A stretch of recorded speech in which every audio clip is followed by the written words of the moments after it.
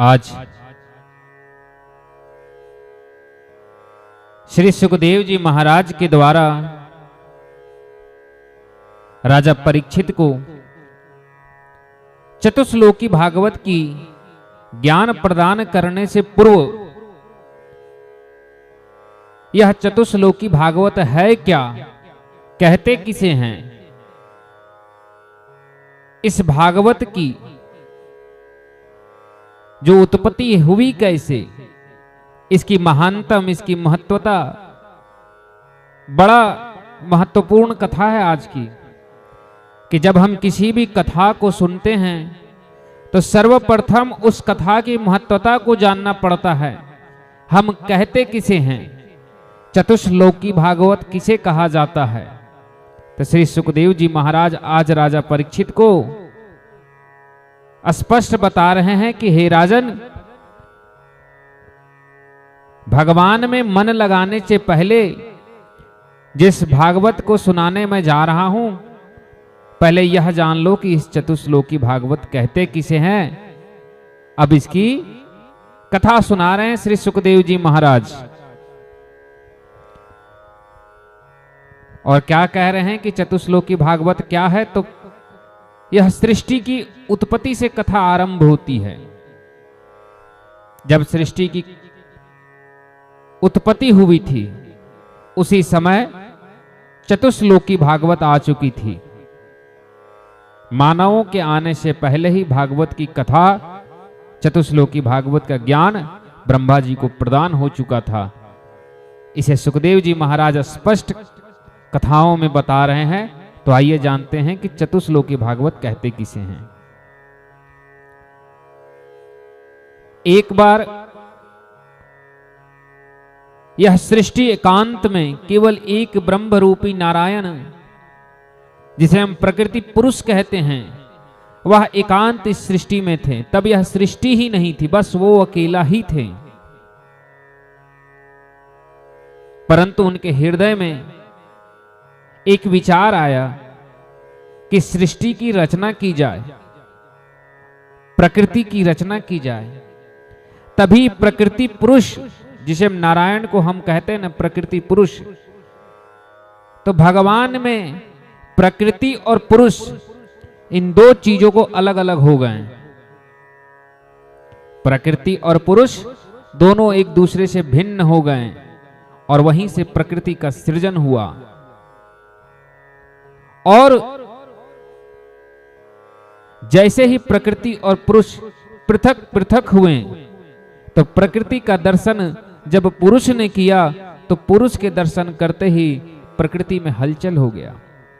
जैसे ही भगवान, जिसे हम नारायण को क्या कहते हैं, प्रकृति पुरुष, तो वे प्रकृति और पुरुष दोनों अलग अलग हो गए।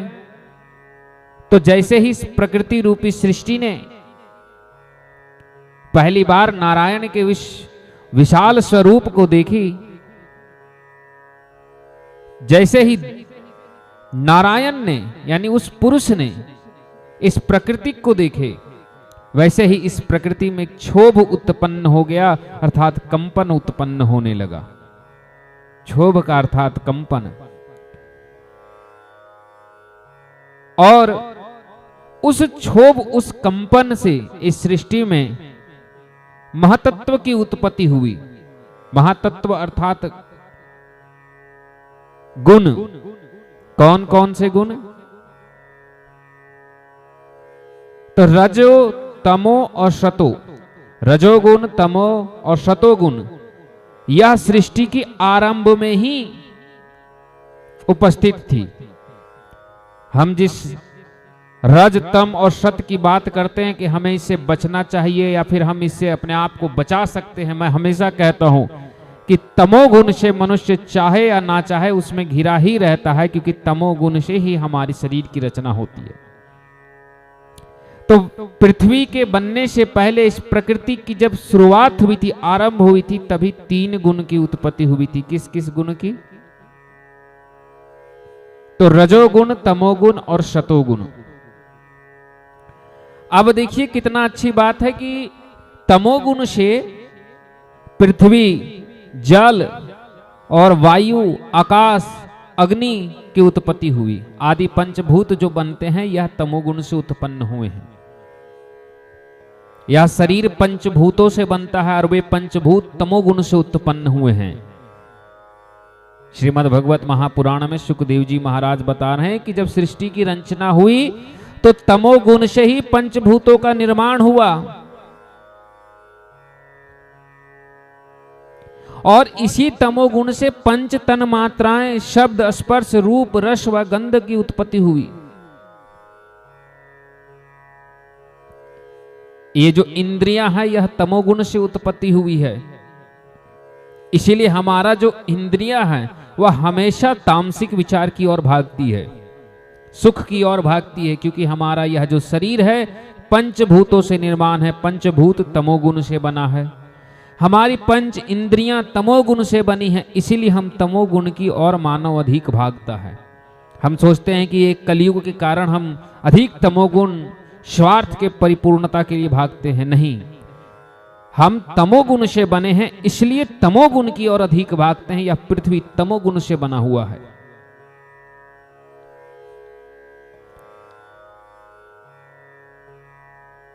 और पंच तन मात्राएं तो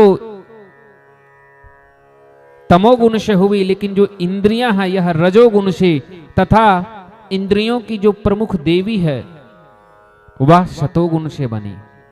इसीलिए हमें कहते हैं ना कि सतोगुण की ओर जाना चाहिए। सात्विक भोजन करना, सात्विक वस्त्र पहनना, सात्विक जीवन जीने से हमारी जो पंच इंद्रियों की स्वामिनी देवी सतोगुण से बनी है उसकी शक्ति बढ़ती है और वह धीरे धीरे पंच इंद्रियों पर बस पा लेती है। इस पंचभूतों की अभिलाषा पर भी अपने नियंत्रण कर लेती है। यह तो हुई सृष्टि की रचना। अब जानिए कि ब्रह्मा जी की उत्पत्ति कैसे हुई। तो ब्रह्मा जी की उत्पत्ति कैसे हुई है? तो क्षीर सागर में जब भगवान श्रीमन नारायण एकांत निद्रा में थे तब उनकी नाभि कमल से एक कमल का पुष्प निकला। और कमल के पुष्प का एक गुण होता है कि कमल वहीं खिलता है जब वह पानी से ऊपर आ जाए। तो नाभि के कमल से जो कमल का पुष्प निकला वह उस क्षीर सागर से ऊपर जाकर के खिला और उसमें ब्रह्मा जी प्रकट हुए। जब ब्रह्मा जी प्रकट हुए तो ब्रह्मा जी को लगा कि मैं कौन हूं, कोहम, मैं कौन हूं।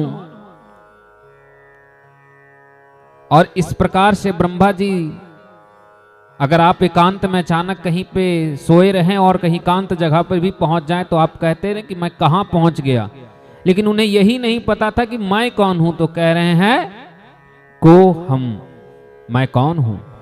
तब ब्रह्मा जी को एक शब्द सुनाई दिया। तब जब ब्रह्मा जी को समझ में आ गया कि हमें इस प्रकृति के द्वारा तप करने के लिए कहा जा रहा है। और ब्रह्मा जी पहले तो खूब चारों ओर देखें कि कोई मुझ तो दिखे मेरे अलावा।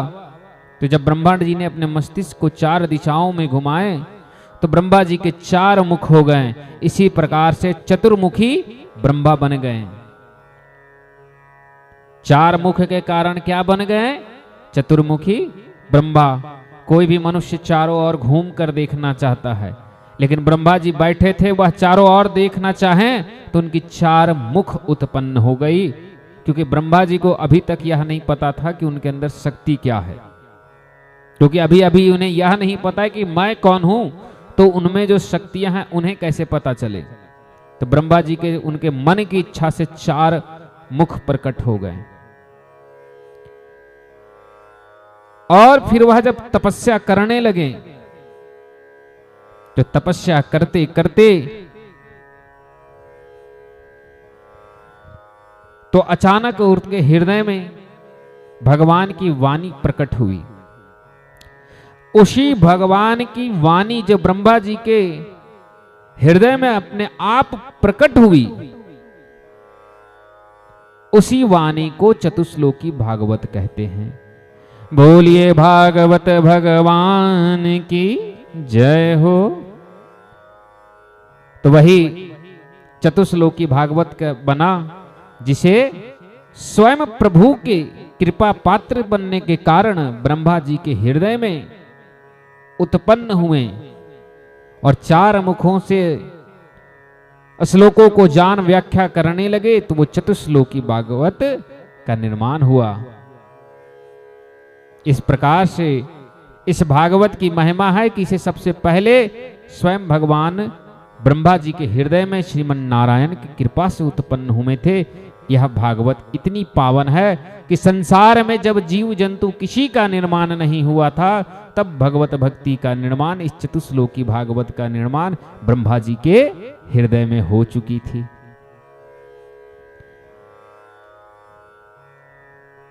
जब ब्रह्मा जी को यह पता चला, जब उन्हें ज्ञान प्राप्त हो गई, तब वह हाथ जोड़ करके भगवान से पूछने लगे और प्रार्थना करने लगे, कहने लगे कि हे भगवान, हे प्रभु, यह सृष्टि क्या है, इसकी रचना आपने कैसे की और मुझे क्या करना है। अब अचानक किसी को कुछ मिल जाए और जो जानता नहीं था कि मैं कौन हूं, अब उसे ज्ञान प्राप्त हो जाए, लेकिन अभी भी उसे यह नहीं पता है कि मैं कौन हूं, और ज्ञान प्राप्त हो गया तो ज्ञान से हजारों प्रश्न उत्पन्न हो गए मन में। हम मनुष्य कभी कभी यह सोचते हैं कि मैं कौन हूं, मैं फलाना हूं, मैं ये हूं, मैं वो कर लूंगा, मैं ये कर लूंगा। अरे भैया, ब्रह्मा जी को यह जानने में कई हजार वर्ष, लाखों वर्ष तपस्या करना पड़ा कि मैं कौन हूं, और हम मानव कभी कभी सोचते हैं कि मैं कौन हूं, हु एम आई, मैं कौन हूं। ये तो ब्रह्मा जी को भी नहीं पता था कि मैं कौन हूं,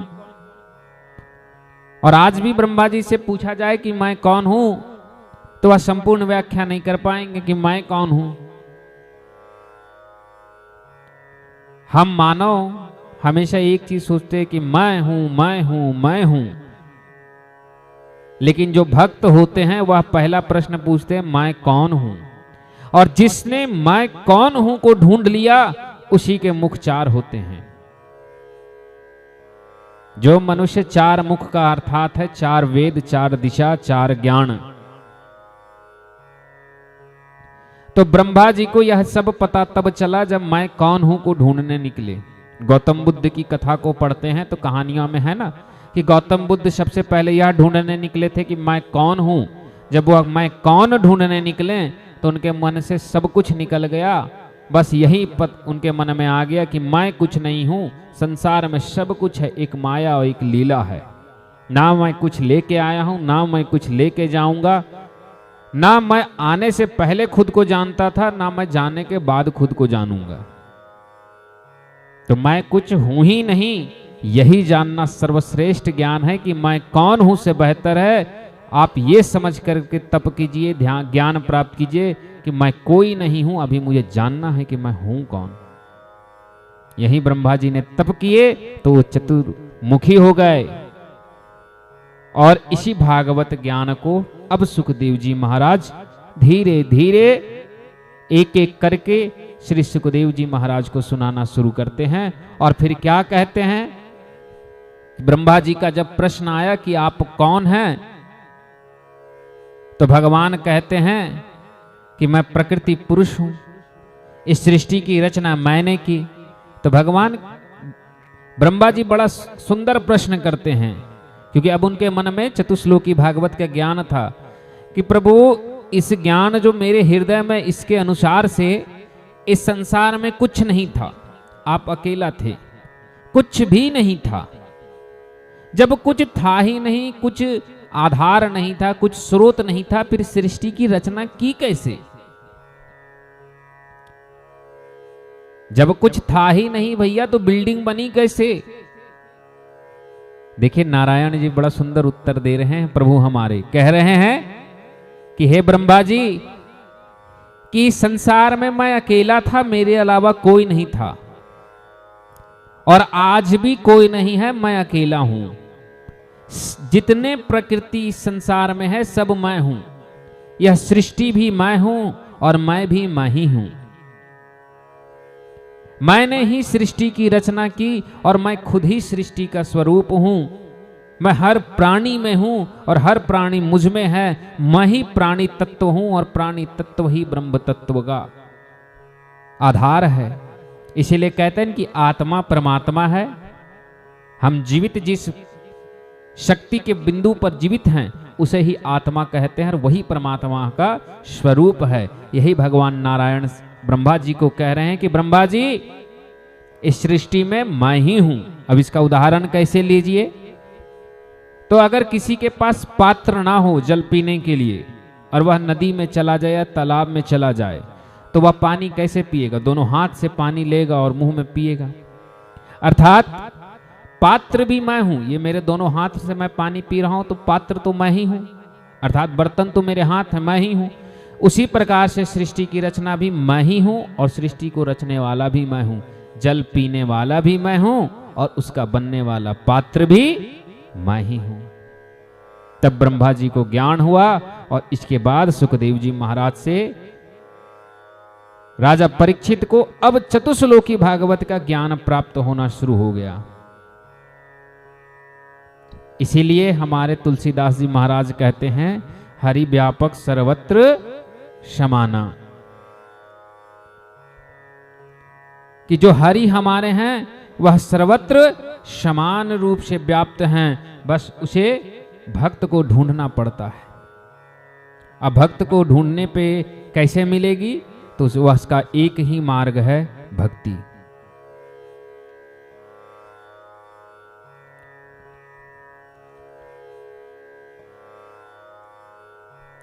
यह संसार का हर जीव में राम और सीता हैं और हर जीव सीता और राम में है। इसीलिए कहा गया है ना, सिया राम मैं सब जग जानी, करऊं प्रणाम जोरी जुग पानी।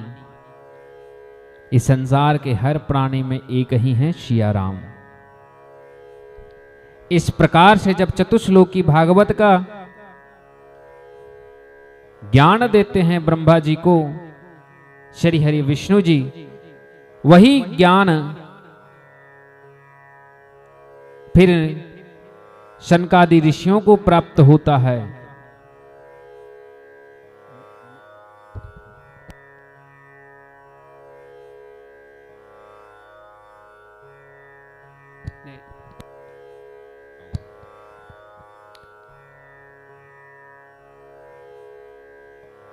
इस प्रकार से